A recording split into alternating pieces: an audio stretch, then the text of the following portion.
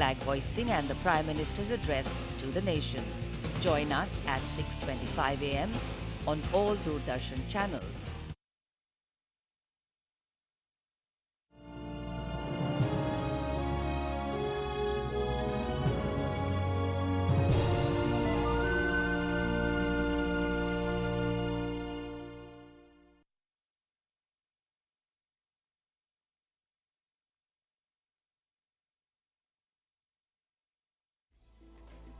हजरत अमीर खुसरो हजरत निजामुद्दीन औलिया महबूब इलाही की दरगाह में अपने पीर व मुर्शिद के आस्थाने से मिली हुई अपनी अबदी आरामगाह में महबे ख्वाब है।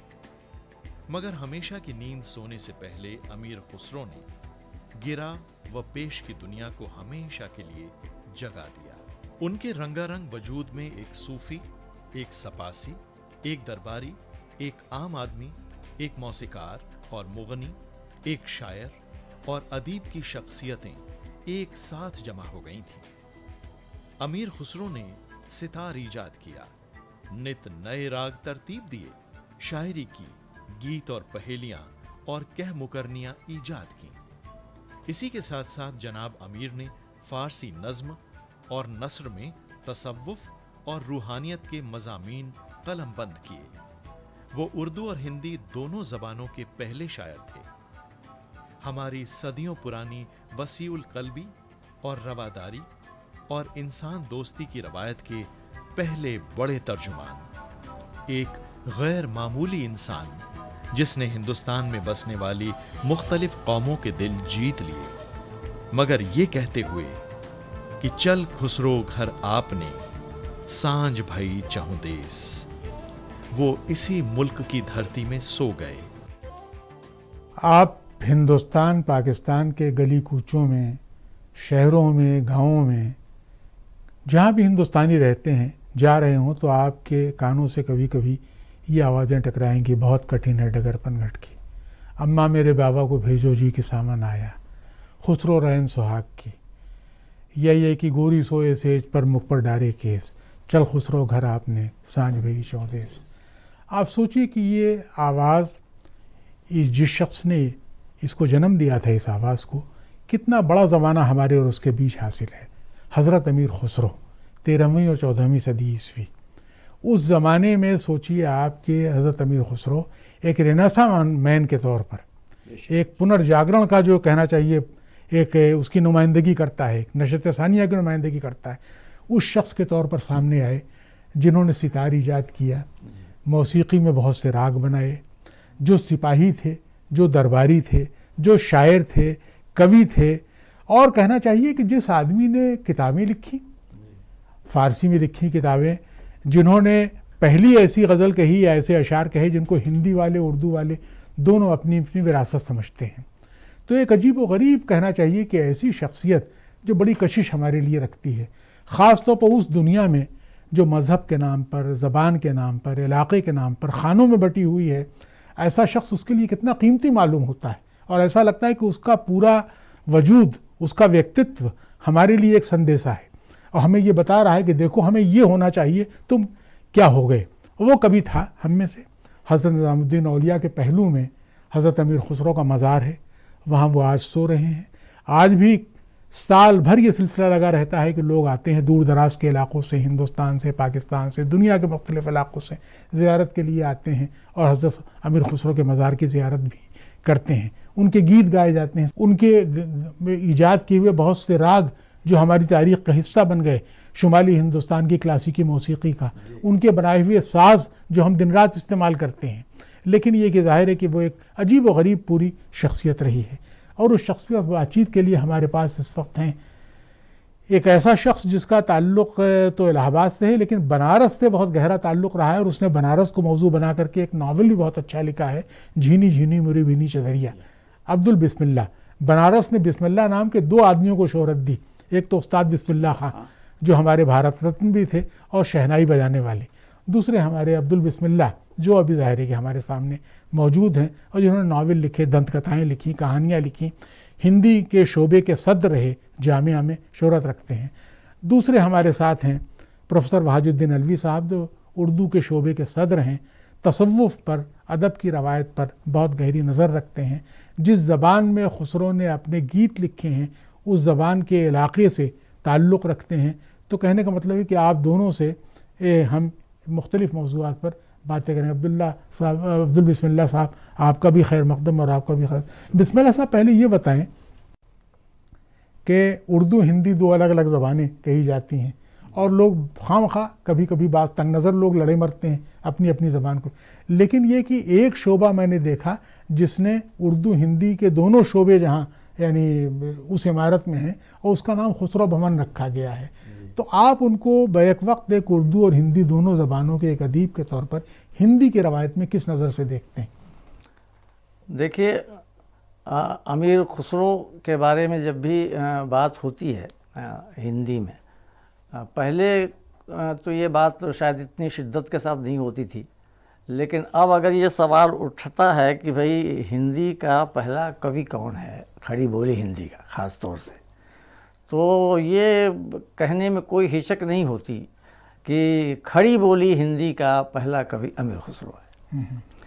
और मेरा ख़्याल है शायद कि उर्दू में भी यही है कि खड़ी बोली का जो उर्दू रूप रहा है उसका भी शायद पहले, जो शायद ज़्यादा पुराना रूप, ज़्यादा पुराना रहा है और वो अमीर खुसरो ही हैं। और जाहिर है कि खड़ी बोली का जो विकास शुरू होता है वो चूँकि उर्दू से ही होता है और बाद में फिर वो हिंदी और उर्दू साथ ये हो जाते हैं।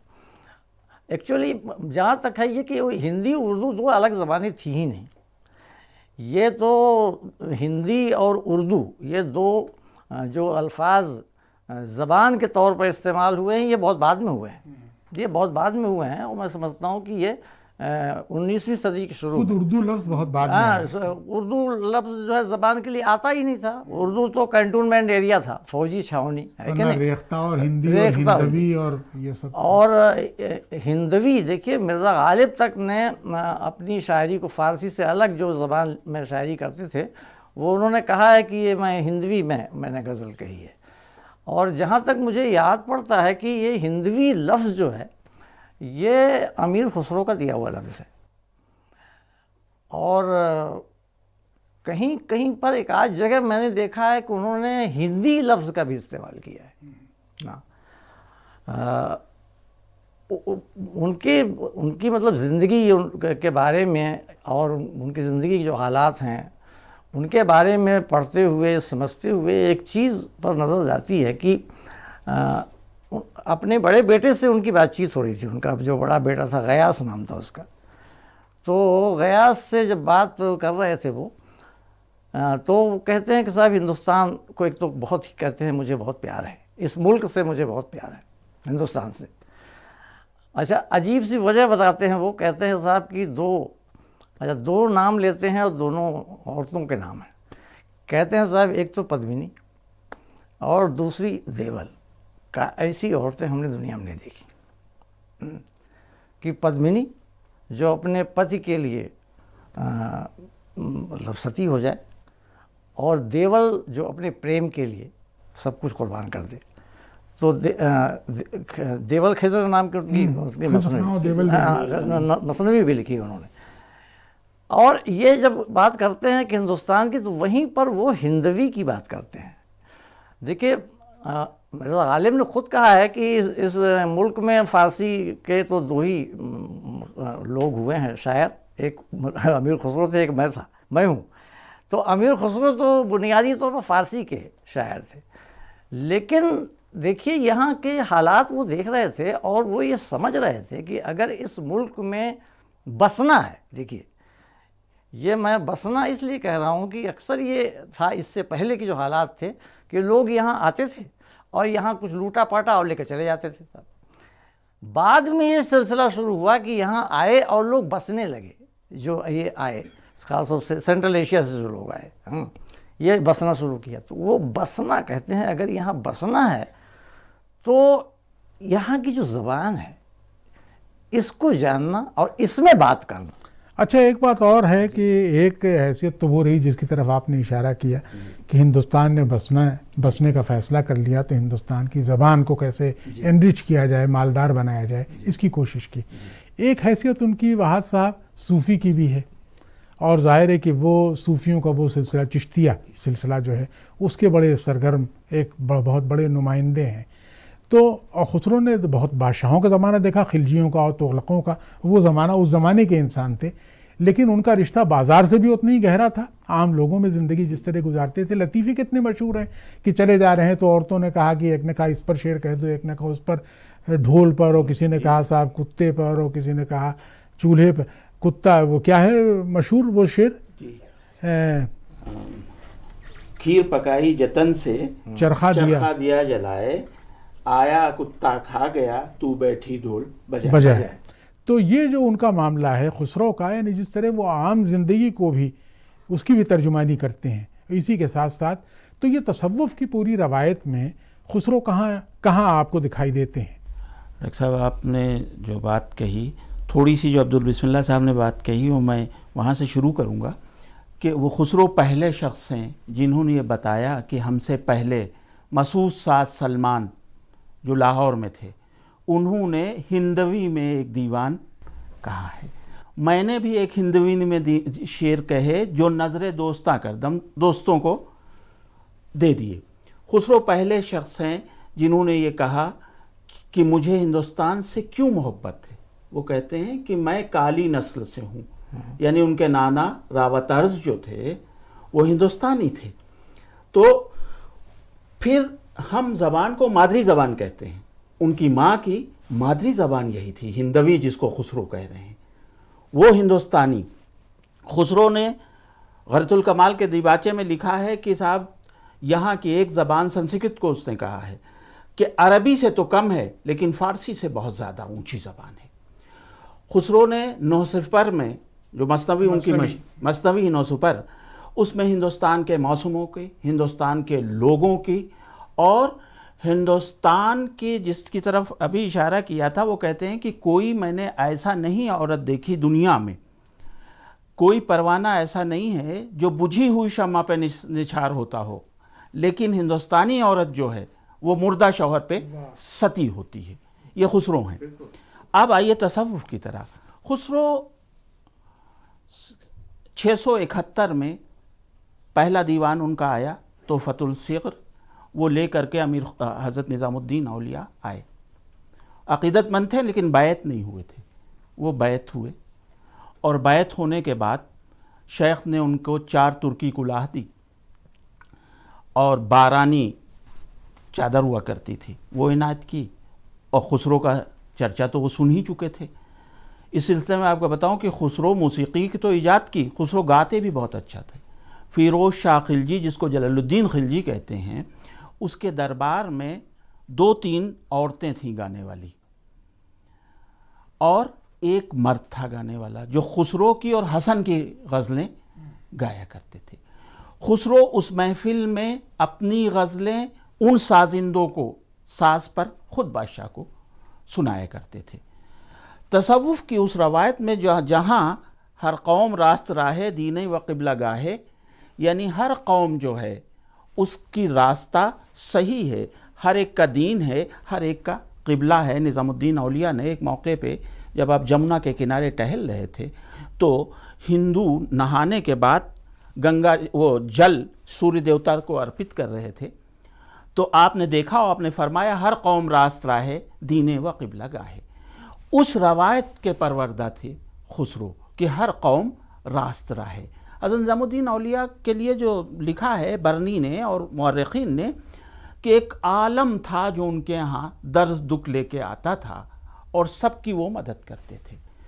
खुसरो जब बहुत करीब गए हज़रत निज़ामुद्दीन औलिया के, और निज़ामुद्दीन औलिया ने फरमाया कि मैं सबसे उकता जाता हूँ लेकिन खुसरो से नहीं उकताता। तो खुसरो उस रवायत के परवरदा थे। वो पनिहारियों के यहाँ भी जाते थे। एक बड़ा दिलचस्प वाक़या मैं आपको सुनाता हूँ। हज़रत निज़ामुद्दीन औलिया के यहाँ जब उनके कुल होता था हज़रत बाबा फरीद गंज शकर का, जहाँ सबको खाने जाते थे, तवाइफ़ों का एक महल्ला था जहाँ भी NCERT है यहाँ था। तो उनको भी खाने जाते थे। खुसरो एक बार गए खाना लेकर के, लौट के आए तो कहने लगे साला फलां जो है वो कह रही हमको 2 हिस्से मिलते थे, हम 1 हिस्सा नहीं लेंगे।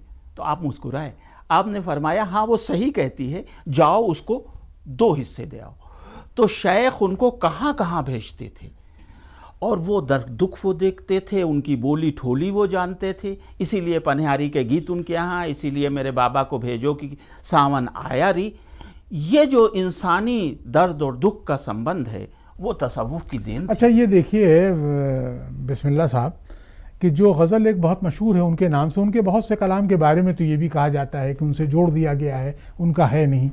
लेकिन बहरहाल कुछ चीज़ें ऐसी हैं जो उनके नाम से चल रही हैं और लोग सुन रहे हैं।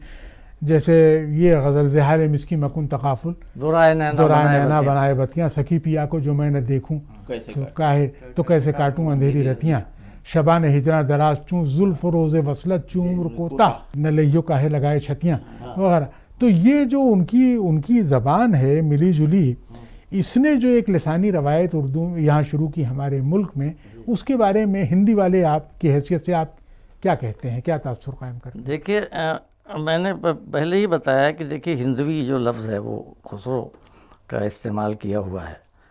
अच्छा उस ज़माने में एक चीज़ है कि ज़बान को लेकर, देखिए बहुत पुरानी ज़बान थी संस्कृत, और संस्कृत तो जो है बहुत एलीट क्लास की ज़बान थी।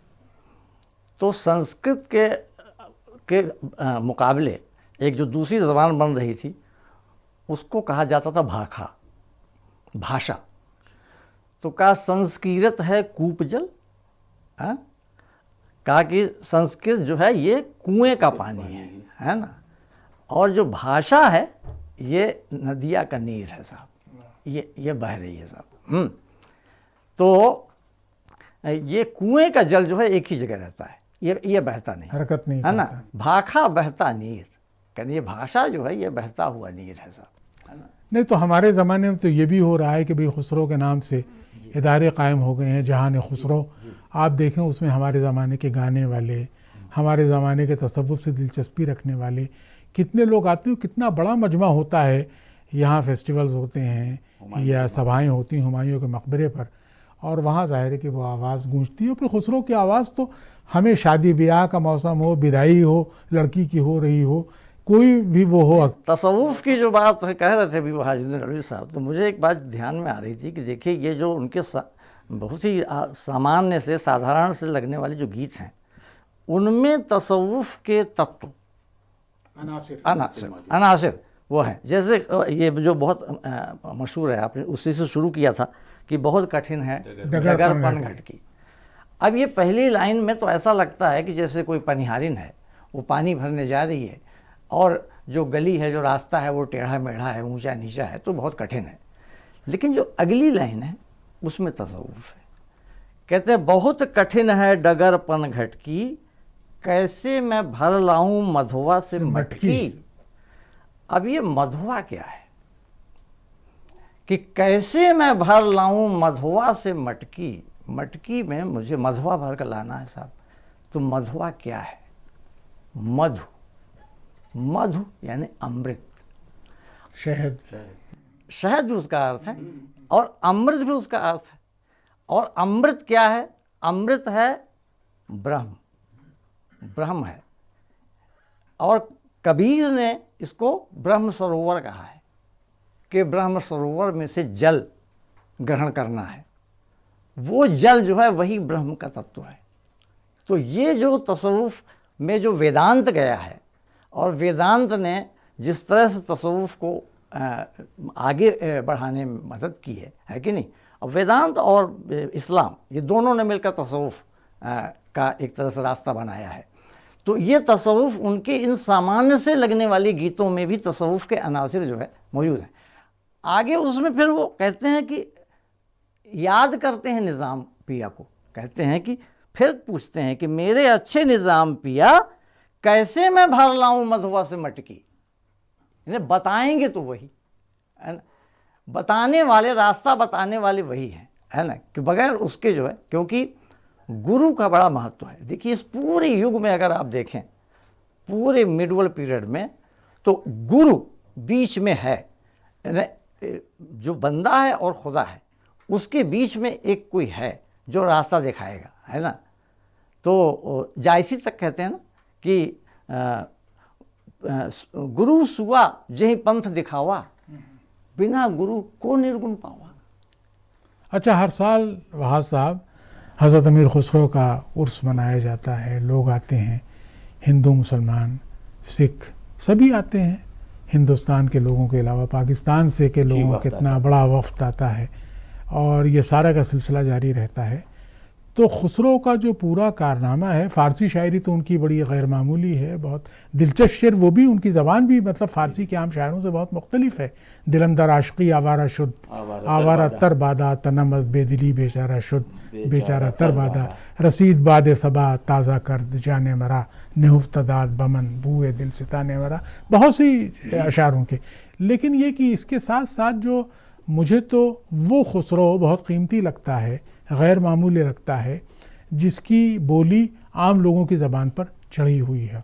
आपकी तरफ भी उर्स होते हैं, मेले होते हैं, देवा शरीफ जहाँ के आप रहने वाले हैं उससे करीब है वो जगह। तो खुसरो की ये रवायत जो है ये किन शक्लों में फैल रही है इन इलाक़ों में?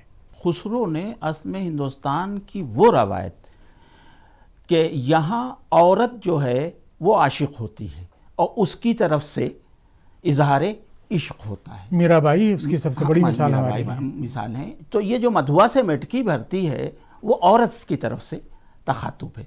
अच्छा, अवध का वो खित्ता है कि जहाँ खुसरो और कश्मीरी अदब में ललदैत की मिसाल बहुत है, अब्बा खातून, लल्ला आरिफा, अब्बा खातून, ये सब मौजूद है। मैं ये अर्ज कर रहा था कि खुसरो 2 साल रहे हैं अवध में और एक मस्तवी में खुसरो ने अवध के मेले ठेलों का जिक्र किया है और वहाँ जो उन्होंने रूह देखी है यानी इंसानियत की, उसका बड़ा जिक्र किया है, वहाँ के फलों का जिक्र किया है। और वो ये कहते हैं कि अगर मफहूम उसका ये है कि अगर मुझे कहीं बसना हो तो मैं अवध में बस जाऊँगा करके, इसलिए कि अवध ऐसी जगह है। और ये बड़ा दिलचस्प बात है कि अयोध्या, इसीलिए अयोध्या था कि वो अमन की जगह जहाँ युद्ध ना हो। तो आज इस युग में, जो आज इस अहद में इतने गए गुजरे ज़माने में सब जगह फसाद हो गए, अयोध्या में नहीं हुआ। अयोध्या के आसपास कोई फसाद नहीं हुआ, जितने फसाद भी हुए, इसलिए कि वो रवायत बरकरार थी। आज भी खुसरो वहाँ खानकाहों में शुरू होती है कव्वाली खुसरो के कलाम से और ख़त्म होती है उसके बाद जब रंग आया जाता है तो फिर कव्वाली नहीं होती। ये रवायत है कव्वाली की और रंग अमीर खुसरो का है। आज रंग है, माँ जी रंग है, बसंत अमीर खुसरो ने शुरू किया। तो अवध में मैं ये कह रहा था कि छाप तिलक सब छीन मुझसे नैना मिला के, इसके बाद जब कुल होने लगता है तो सिर्फ रंग गाया जाता है। मोहे पीर पायो निज़ामुद्दीन औलिया, निज़ामुद्दीन औलिया, अलाउद्दीन औलिया, ये बाकायदा गाया जाता है। उसके बाद जब रंग हो जाता है तब कोई कुछ नहीं गा सकता, सिर्फ कुल। तो खुसरो शुरू होते हैं और खुसरो ही पे महफिल तमाम होती है। बीच में खुसरो के जितने कलाम हैं, कव्वाल अपने उन पे मिसरे लगाता जाता है, जैसे डॉक्टर साहब ने भी फरमाया बड़ी कठिन है डगर, इस पे मिसरे हैं। देखिए, हिंद इस्लामी तहजीब यानी तकरीबन 1200 साल पुरानी तहजीब, उसने एक ऐसी तहजीब को जन्म दिया दुनिया की बहुत अनोखी तहजीबों में जिसका शुमार किया जाता है। हमारे आर्किटेक्चर पर, हमारी संगीत पर, हमारे अदब पर, हमारे दर्शन शास्त्र पर, हमारे फ़लसफ़े पर, तसव्वुर हयात पर, सब पर उसका असर बहुत है। ये रवायत हमारे यहाँ ज़ाहिर है कि अलबरूनी के वक्त से सोचिए आप, जो मेरा ख्याल है हिंदुस्तान के पहले रेनेसां मैन थे, जो इतने उलूम पर एक वक्त और जिसने संस्कृत की इन्हिमाक के साथ पढ़ी थी, वहाँ से चली। और उसी सिलसिले का एक बहुत बड़ा नाम हज़रत अमीर खुसरो हैं। तो इस नाम की हैसियत जो है हमारे लिए सिर्फ़ एक रवायत की नहीं है, बल्कि एक ज़रूरत भी है हमारी। और आज का हिंदुस्तान, आज का माशरा, आज की दुनिया जिन दुखों का शिकार है, उसमें ये नाम जो है गोया की एक अलामत बन कर के उभरता है कि बहुत से मसले उस रवैये के ज़रिए हल किए जा सकते हैं। मैं एक चीज़ जोड़ना चाहता हूँ जी, कि हमारी जो भारतीय संस्कृति है, जो इंडियन कल्चर है, उसमें देखिए जो विवाह है ना, ब्याह, इसका बड़ा महत्व है। और ब्याह में भी लड़की की जो विदाई होती है ना, इससे बढ़कर मैं समझता हूँ कि कोई मार्मिक प्रसंग जो है वो पूरी दुनिया में नहीं है कि लड़की जब विदा होती है साहब, शादी होती है। अमीर खुसरो का कमाल ये है कि वो जो विदाई की जो गीत उन्होंने रचे हैं साहब, वो क्या अवध, क्या भोजपुरी इलाका, क्या छत्तीसगढ़ी इलाका, मैं समझता हूँ हिंदी की जितनी बोलियां हैं उन सब इलाकों में काहे को दिया परदेस, काहे को बियाहे विदेश, सुन बाबुल मोरे, हम तो बाबुल तोरे बागों की कोयल, कुहकत घर घर आऊं, है लंबा है ये, हम तोरे पेड़ों की चिड़ियाँ। और यह भी कि ये जो पुरुष, जहाँ मर्द की सत्ता है, जहाँ की घर पर की जो विरासत है वो बेटे को मिलेगी साहब, इस पर जो कटाक्ष करते हैं अमीर खुसरो कि काहे को बियाहे परदेस, सुन बाबुल मोरे, भैया को दी है महल दो महला, हमको दी है परदेस। चलिए इसी दुख भरे आहंग पर हम अपनी बात ख़त्म करते हैं। बहुत बहुत शुक्रिया।